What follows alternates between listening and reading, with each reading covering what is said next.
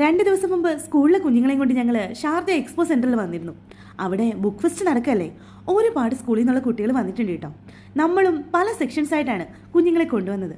അതിൽ എൻ്റെ ഊഴം എത്തിയപ്പോൾ ഞാൻ ഭയങ്കര ത്രില്ലിലായിരുന്നു കേട്ടോ. കാരണം എങ്ങനെയെങ്കിലും ഈ ബുക്ക് ഫെസ്റ്റിനകത്ത് നിന്ന് ഞാൻ അന്വേഷിക്കുന്ന ഒരാളെ കണ്ടെത്തണം. അതെന്തായിരിക്കുമെന്ന് ആർക്കെങ്കിലും പറയാൻ പറ്റുമോ? ഞാൻ കാണിച്ചു തരാം കേട്ടോ. ഒന്ന് ആടുജീവിതം, മറ്റൊന്ന് റാം കെയർ ഓഫ് ആനന്ദി. ഇത് ഞാൻ ഒരുപാട് ആഗ്രഹിച്ച ഒരു ബുക്കായിരുന്നു കേട്ടോ. അത് കണ്ടപ്പോഴും കിട്ടിയപ്പോഴും ഒരുപാട് സന്തോഷമായി. മാത്രമല്ല ഇവിടെ ഇങ്ങനെ കുറേ സംഭവങ്ങളൊക്കെ നടന്നു കേട്ടോ. കുട്ടികളെ എന്റർടൈൻ ചെയ്യിക്കാൻ വേണ്ടിയാണ് ഇവർ ഇതൊക്കെ നടത്തുന്നതെങ്കിലും ഇത് കുട്ടികൾക്കും മുതിർന്നവർക്കും ഒരേപോലെ എൻജോയ് ചെയ്യാൻ പറ്റുന്നതായിരുന്നു കേട്ടോ. ഇതൊക്കെ കണ്ടപ്പോൾ സത്യമായിട്ട് എൻ്റെ കാത്തോട്ടി കൂടെ ഇല്ലല്ലോ എന്ന് എനിക്ക് ശരിക്കും വിഷമം തോന്നി കേട്ടോ. അവളെ ഞാൻ ശരിക്കും മിസ് ചെയ്തു.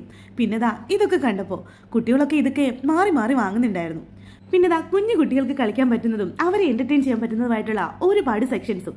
പിന്നെ എടുത്തു പറയേണ്ട കാര്യം ഈ ഒന്നായിരുന്നു കേട്ടോ. ഇതെല്ലാവരെയും